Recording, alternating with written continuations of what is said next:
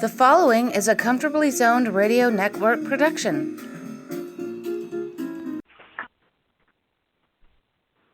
Good evening, ladies and gentlemen, and welcome to another episode of The Package Tourist, hosted by yours truly, the Package Tourist and the magical mystery tour called Life, Matthew DiBiase. Tonight, we are broadcasting on the Comfortably Zoned Network, and this evening, we are celebrating the 70th anniversary of what I consider to be the most famous clutch hit in Major League Baseball history. Bobby Thomson's dramatic home run off Ralph Tyko, which helped the New York Giants clinch the 1951 National League pennant against their hated arch rivals, the Brooklyn Dodgers. And for this show, we will have three distinguished guests who experienced this transcendental event as residents of New York City and as devoted baseball fans. First, we have Hal Bock, who has written innumerable highly acclaimed sports books and is a regular on the Comfortably Zoned Network. Secondly, and a minor cameo role tonight, is my guru, Ralph Tyko, who has just released his magnificent memoir, Comfortably Zoned, a Nevada Pine Tar, and who has made the Comfortably Zoned Network possible, and hopefully will be joining us later on, will be Noel Hynd, who wrote a very brilliant history of the New York Giants titled The Giants of the Polo Grounds, who has also appeared numerous times on the Comfortably Zoned Network. Ralph, Hal, where were you and what were you doing when Bobby Thomson hit his home exactly 70 years ago today in 1951? Where were you? This is the story I waited for all week. Hal Bock, what were you doing to celebrate? I was too young to remember. I was 4.5. I'd gone to the Polo Grounds. I'd seen the Giants before Willie was called up, after Willie was called up, but I have no recollection. The lore is out there, of course, of the actual celebration when Bobby hit that home run. And tell us Hal Bock, how did you spend that evening? Well, I had been I was 12 years old at the time, and I was in junior high school, now known as middle school, and I was on my way out. I came home from school, and I had to take two buses to get home.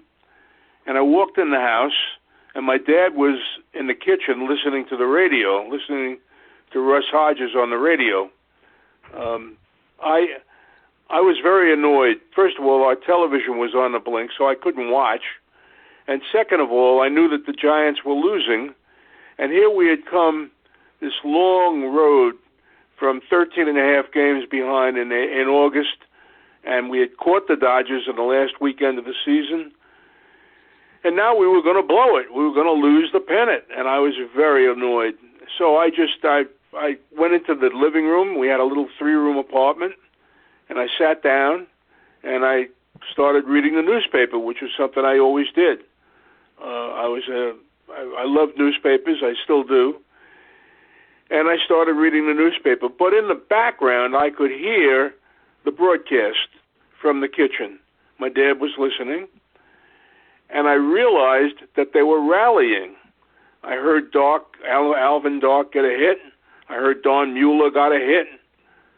I heard Whitey Lockman got a double. I heard all this. And I was excited about it. But I wasn't prepared to really invest myself completely because they were still losing. And Newcomb was just an awesome pitcher, powerful right-handed pitcher. But he was obviously running on fumes. And the Dodgers decided to bring in Ralph Branca. And, Branca's warming up and Russ Hodges is talking on the radio. And Branca throws a pitch and strike one. And I'm not invested totally. I'm reading the paper, I'm turning the pages, and I was superstitious. I thought, as I turned the pages, they were rallying. So I better keep turning pages and not run out of pages. And so there I am, I'm flipping the pages, and then I hear Russ Hodges call. an iconic call, probably the greatest broadcast call of a home run in the history of radio. And I realized what had happened. Bobby Thomson had just hit a 3-run homer, and the Giants win the pennant. The Giants win the pennant. I jumped up, and I ran into the kitchen where my father was standing up, and he was startled. I mean, it was so unexpected. You were hoping that Bobby would get a base hit and tie the game because there were runners at second and third at the time. Instead, he hit a home run and won the game. And I ran in, and I grabbed my father, and we started dancing. We were dancing around this kitchen, laughing and screaming, and just absolute delight, one of the greatest thrills of my life. I was thrilled when my son was born. I was thrilled when I married my wife. But boy, that Bobby Thomson home run still resonates with me. And my son, who's now a lawyer in Washington, every year on October 3rd at 3:57 in the afternoon, wherever he is and wherever I am, he calls me to celebrate Bobby Thomson's home run. Oh, wow. That is as warm as can be. Wow. And tell us where you send your money, to Syracuse. My son and my money went to Syracuse, that's right. Syracuse University. Beautiful. But now his son goes to Virginia Tech, and they both play in the same conference, the Atlantic Coast Conference. So I'm really on the horns of a dilemma when they play each other. It's a real problem for me. I can imagine. Problems like that are kind of minuscule when you think about it. And they're problems you're glad you have. Let me ask you guys this. In your opinion, why is it that Thomson's home run still resounds today in American, not just sports iconography, but also just American culture in general? And what is both of your theories on that? Why does it still resound today? Well, my feeling about it is this. I remember that summer of 1951 vividly. The Giants and the Dodgers were bitter rivals. I mean, the fans hated each other. The players hated each other. It was both in New York, both New York National League teams. And so there was a great rivalry between those two teams. Now, that rivalry still exists today, but it's not quite the same when one team is in Los Angeles and the other is in San Francisco. Yeah. So you had two teams in the two boroughs, and one in Manhattan, the other in Brooklyn of New York City, and it was a fierce rivalry. Now, not only that, but the Giants, don't forget, were 13 and a half games behind with 6 weeks left in the season. And the season's over. I mean, you're not going to make up 13 and a half games. Who makes up 13 and a half games? But they did. They won 16 in a row, and many of the victories during that winning streak were very memorable. And they brought up this kid center fielder who easily the best player I ever saw play the game, Willie Mays. And he was an exciting player. And the rivalry between these two teams, they played each other 22 times, 11 times in Brooklyn, 11 times in the Polo Grounds. So they was at each other's throats. And that fierce rivalry fed into it. Plus, the dramatic way it ended, so suddenly, 4 runs in the ninth inning after trailing 4-1 with 3 outs to go. It was storybook stuff. Yeah, and it was, and we lived in a different culture. Baseball was everything, and I mean, there was football and basketball. They played very minor roles in Americana at that time. So, in answer to your question, why it endured, I think it was the surprise and the call. by Russ Hodges, an iconic call. That had a lot to do with it. And Willie was on deck. The excitement of that. I still get goosebumps thinking about that call and the importance to a young Giant fan in a city where two teams were really great, the Dodgers and Yankees, year after year.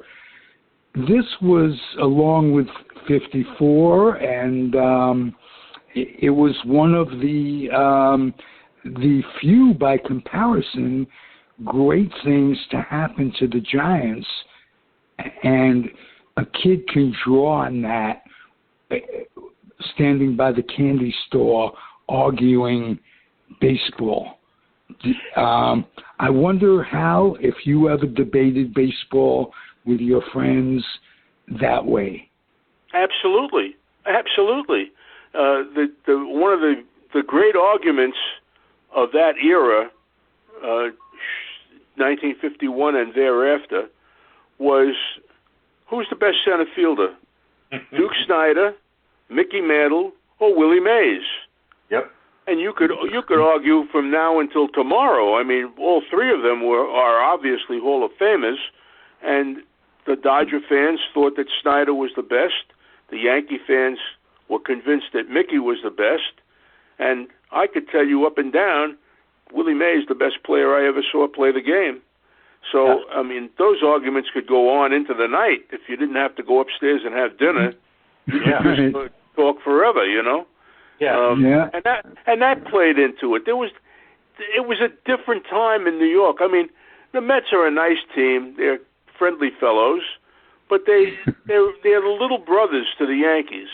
And it was evidence again today. The Yankees won a game they had to win, and the Mets were shut out in the last game of the season, having been in first place for 100 days and winding up with a losing record. First team ever to do that. That takes some work, you know. So the Mets were invented to replace the Giants and Dodgers, but they never did. They never have. They never could.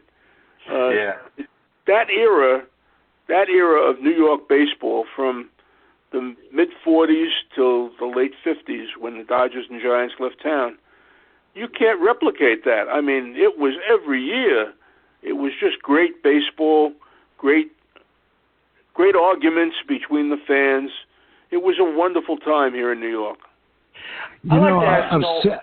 One thing I've said this before. As a kid growing up, no matter who you rooted for, Giants, Dodgers, or Yankees, you thought it was a birthright to have the World Series played in your backyard. Well, when I was a kid growing up, I discovered baseball when I was about 8 years old. My father took me to my first game. And I thought that the Yankees were supposed to be in the World Series every year. They played the whole season, but it didn't matter. The Yankees were going to be in the World Series. Now, they might be in the series against the Dodgers, and occasionally, as in 1951, they were in the series against the Giants. But the Yankees would be in the World Series every year. And that made me very annoyed. I didn't like that idea at all, because I thought to myself, well, what if I lived in Detroit? What if I lived in Cleveland? What if I lived in Boston? I never have a chance to be the champions. The Yankees are going to be the champions. So that was part of my the development of my anger and my annoyance with the Yankees. I'd like to ask Noel and Hal, both of you, and Ralph too, do you think the fact that Thompson's home run is a New York story, you think that's one of the reasons why it resounds today? The fact that it took place in New York, that if it had taken place in like Boston or Chicago or Detroit, as Hal said, you think it might not have endured today? Noel, what do you think about that, the fact that it was done in New York? I think that is absolutely true, and Bobby Thomson was asked that question many times, and he responded the same way.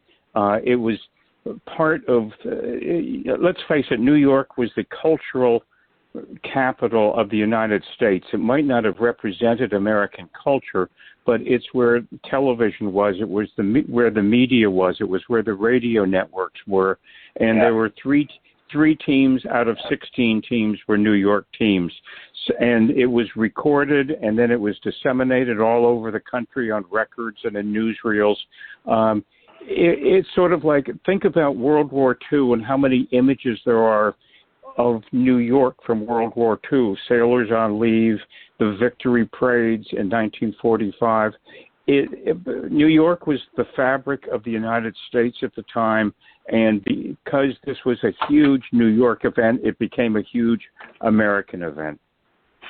No, a follow-up question. When you were doing your research for your book, The Giants of the Polo Grounds, tell me if this is true or not. I've heard it suggested that Bobby Thomson was not exactly one of Leo Durocher's favorite players. I mean, did you come across that when you were doing your research, or Hal the same way? I mean, was that true? Was he not one of Leo's faves?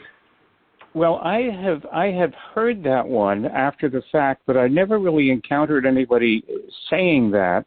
And actually, Durocher made a statement way back in the late 1940s. Maybe it was a little later, maybe it was the early 50s, claiming that the three best outfielders in the National League were Mays, Musial, and Bobby Thomson.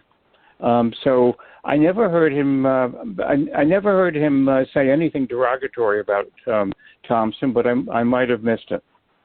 Because I remember reading. Oh, go ahead. The interesting part is the genius of Leo Durocher caused him to make some defensive changes mid-season with the Giants. And they brought up Willie Mays in May and put him in center field. That had been where Thomson was playing.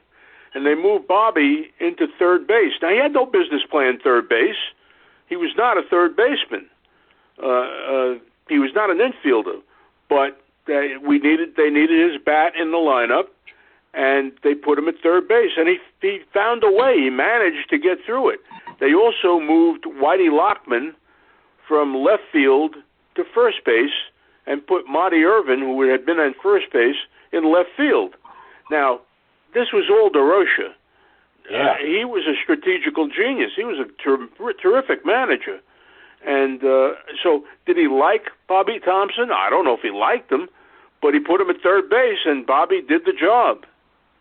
Wow. One interesting thing about that that was obviously in the equation, originally Thomson, I think in high school, was an infielder, and when he first came to the Giants, he actually played second base for a few games. So he was obviously a very good athlete, and Durocher could see that and obviously moved him around. And of course, by that time, Thomson had established his major league credentials with all of the home runs. So even though the Giants were shifting to a speedier team in around 1950, obviously you still needed to score some runs, so Durocher wanted to keep that bat in the lineup, and third base was the slot for it. I think one of the most interesting, most humorous aspects of this immortal game is that even though millions of people claimed they were in the stands that day, the official attendance was only 34,000 and change, and of course the Polo Grounds could seat 54,000 people. Hal, Noel, was there any explanation as to why it was not a sellout, even though it was the deciding game of the playoff series? Any explanation? Well, it was a Wednesday afternoon, and people had to work, and people had to go to school. Yeah. And so that cut down on it. It was a dreary kind of a day. It was an overcast day here in New York. And so it was not exactly, sunshine and 75 degrees. It was short notice, too. It was absolutely. You didn't know the game was going to be played. Yeah. Don't forget the Giants. The Giants won the first game of the playoff, and ironically, Bobby Thomson hit a home run off Ralph Branker in that opening game.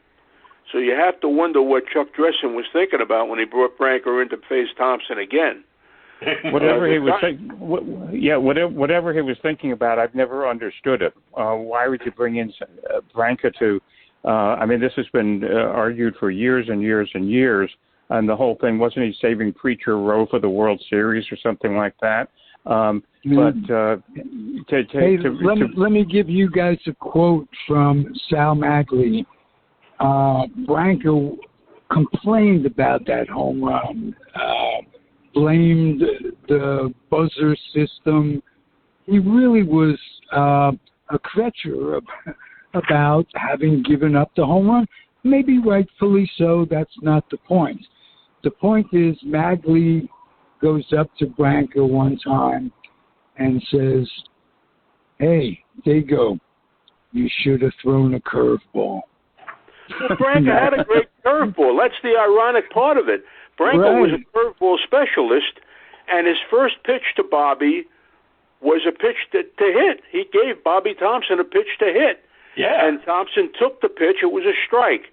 And I once talked to Monty Irvin about this. He said on the Giants bench, when Bobby took that pitch, there was a moan. They all jumped and they moaned because they thought he got his pitch to hit and he didn't hit it. He'll never get another pitch like that. And you know what? The next pitch, he gave him the same pitch. Right. The same fastball down the middle. Yeah, but the thing is, where they were warming up in the bullpen before Branca came on, it was Branca and Erskine, right, warming up in the bullpen, and then, there's that famous thing, Erskine just bounced his curveball, better send in Branca. I mean, that was the alternative. It was either, Branca or Erskine, if I recall correctly. I mean, wasn't that correct? Erskine was warming up alongside? Yes, that's quite true. Clyde Sukforth was the bullpen coach, and Dressen called him. And Sukforth reported that Erskine had just bounced a curveball, and Chuck Dressen said, "Okay, send me Branca." Good for the Giant fans and good for the Giants. Tell me, I mean, Hal, you brought up the point earlier, and I want to include Noel in this. You talked about in Game 1 of that 3-game series, Thomson hit that home run, which was, of course, the first game was played at Ebbets Field, then Games 2 and 3 were played at the Polo Grounds. Tell me if this is true, that if it had been reversed, if Game 1 had been in the Polo Grounds, that home run Thomson hit would have been caught for an out, whereas if Game 3 had been played at Ebbets Field, the home run he hit off Branca in Game 3 would have been caught for an out at Ebbets Field. I mean, Noel, Hal, is that correct, given the dimensions of those two old ballparks? Is that correct? Well, it's pretty much correct, but it also presupposes that the whole game would have been played the same way with the same type of pitching. Right. So, correct. I'm not sure it really would have played out that way. If it were APBA baseball, yeah, it's true. But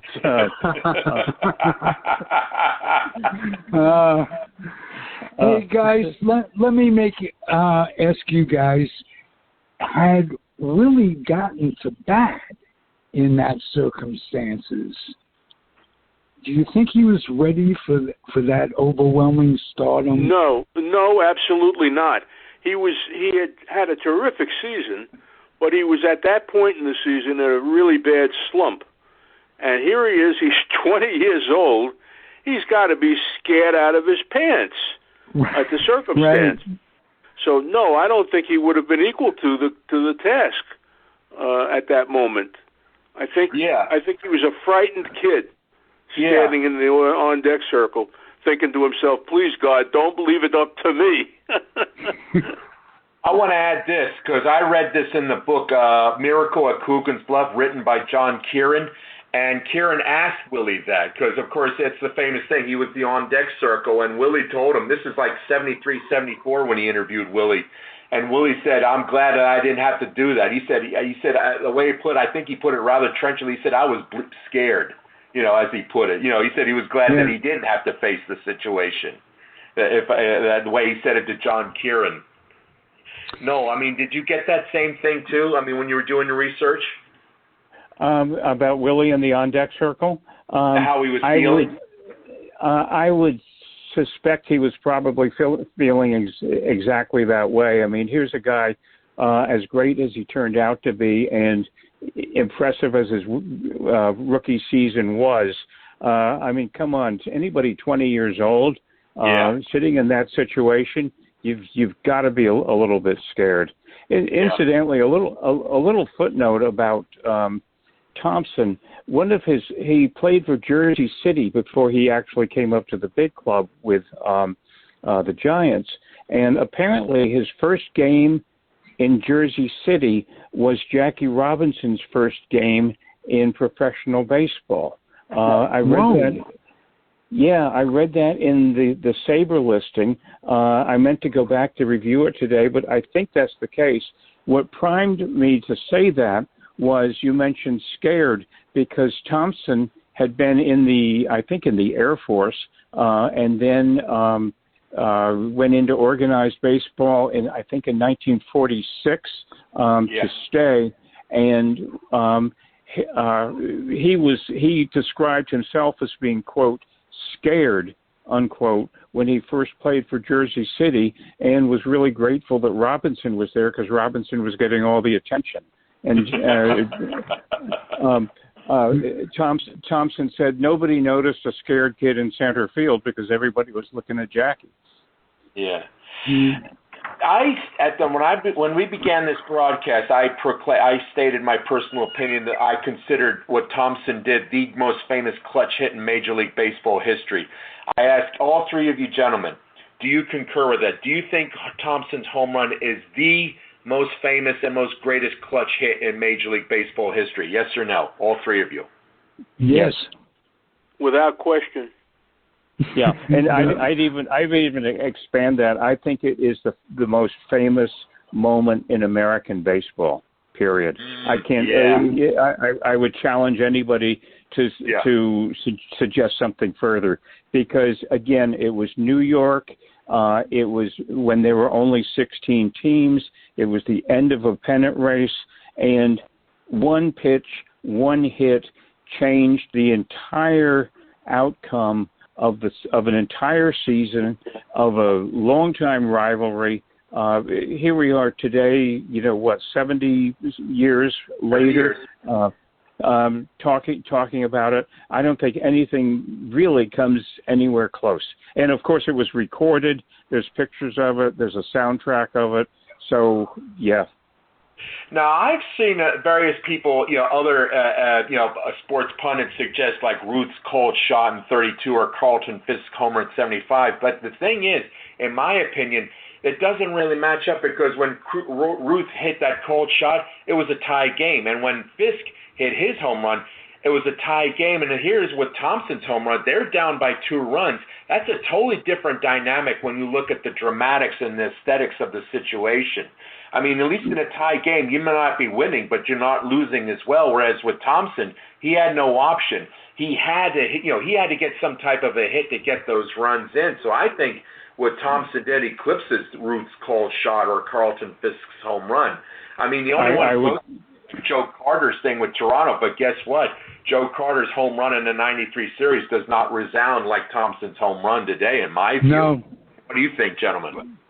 Probably because of the New York press and the world revolving around New York.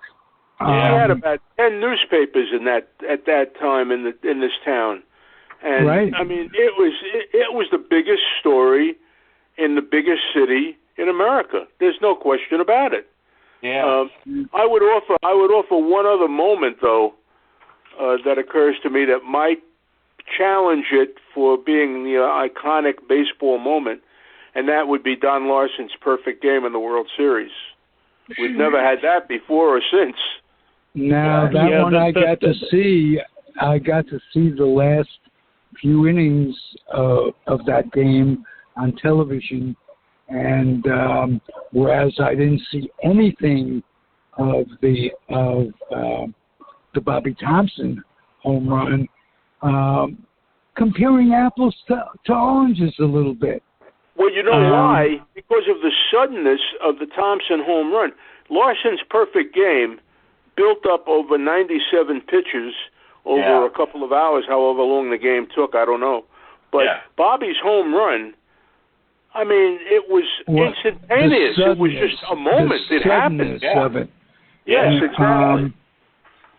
And not only that, but the day after Larson's perfect game, the same teams had to come out and play again. That's right. Whereas the Dodgers went home. Yeah. Which leads us to perhaps discuss, if you don't mind, a bit of the World Series, because the day after that game, the Yankees were playing playing the Giants in the World Series. The and very that next was day. iconic. That Yeah. was an iconic series. And the Giants, Yeah. I was going to say, the Giants had used up their best two pitchers. Magley had gone, 8 innings, I guess. Yeah. And Larry Jansen came out of the bullpen in the 9th inning. He turned out to be the winning pitcher of that game. Yeah. So now when the World Series began, the Giants opened with a guy named Dave Kozlow, a little left-handed pitcher. Yeah. A nice pitcher. And by the way, he beat the Yankees in the opening game, and suddenly the Giants were up 1-0 in the World Series.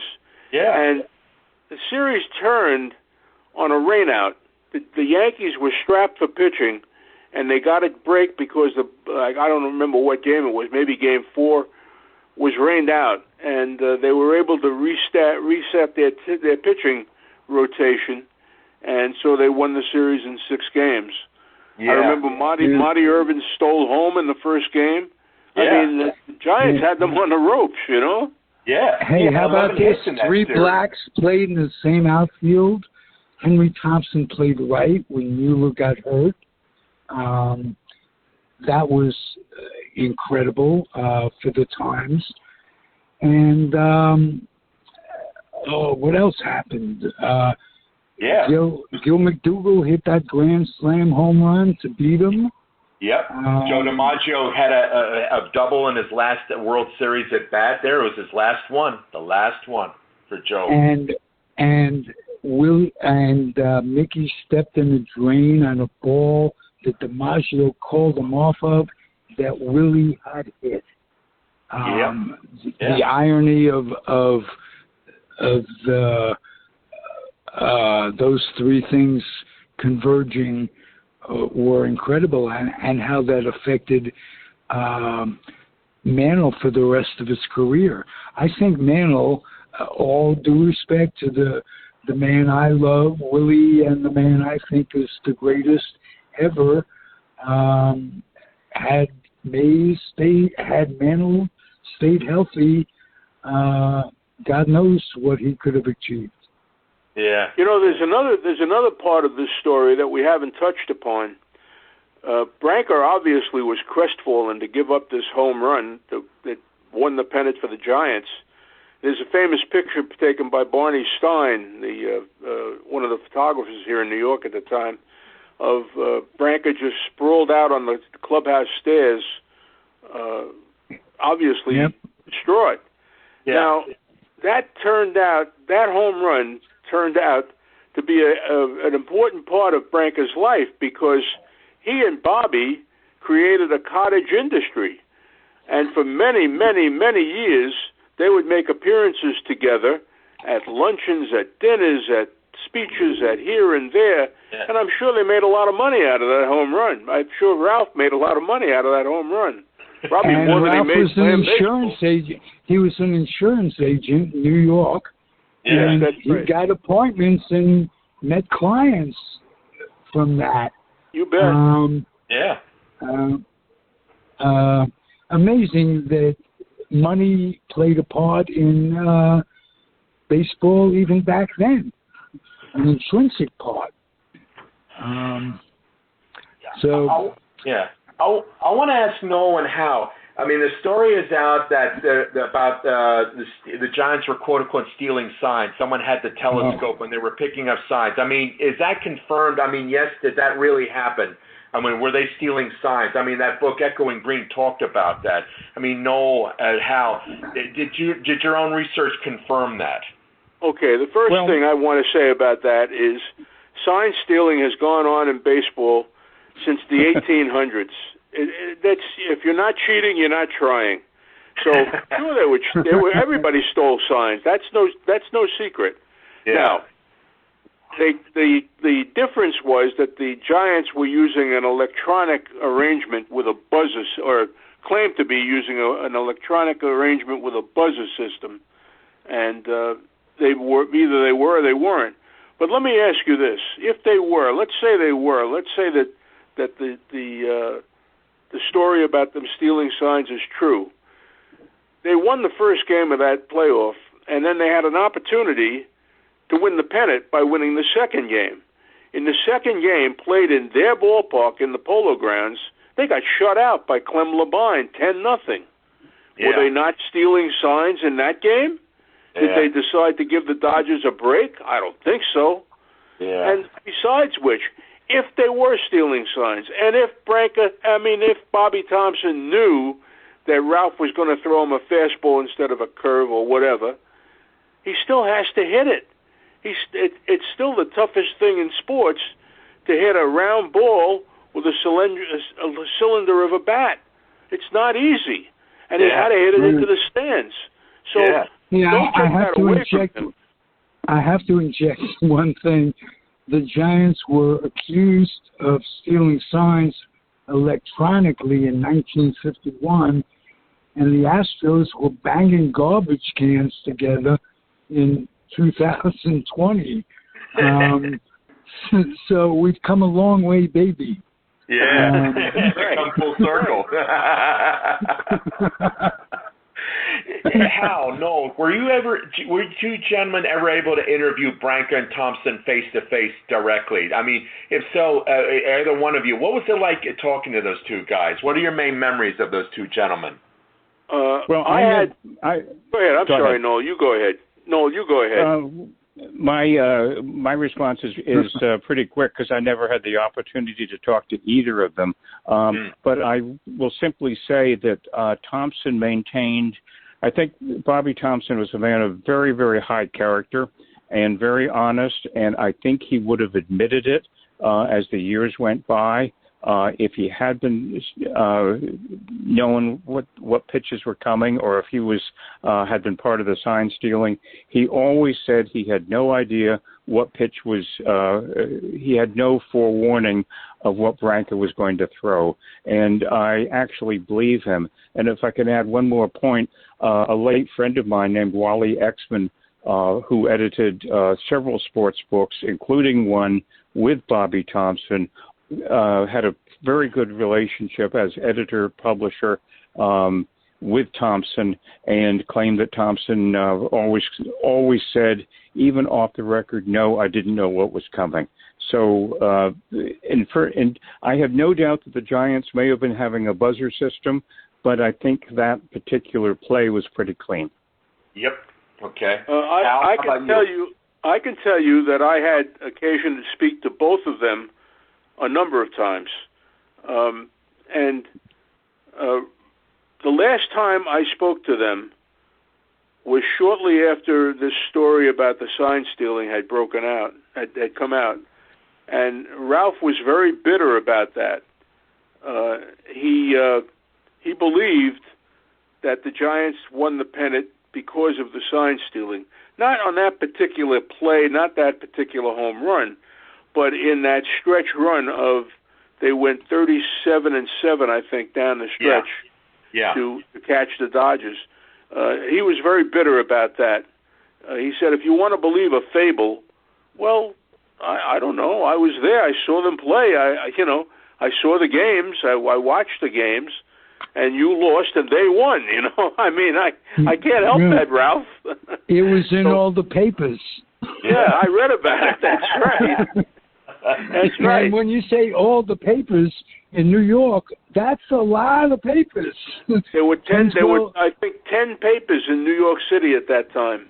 And that's something you just don't see in today's world. Now it's just one paper per city and all of that. But that's right. That was a totally different era in terms of journalism. It'll never be replicated in today's world, especially with the internet and all of that. I mean, print media, it's just not the same anymore. Sad to say. It used to it really means something. Print media, in my view. Yeah. True.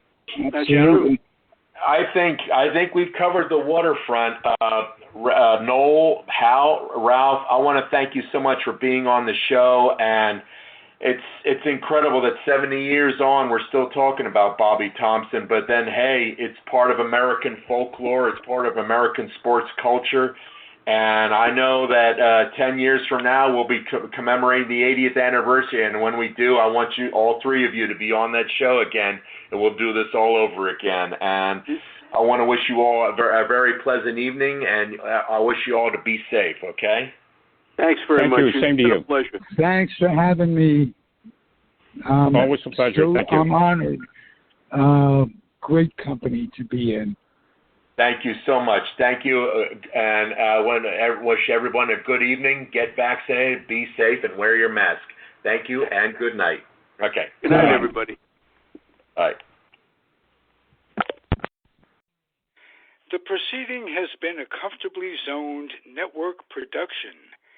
You are advised to keep your dreams wet, your humor dry, your children and grandchildren out of military recruiting offices and off the laps of clerics who wear dresses. Thank you for listening, everyone. Happy trails.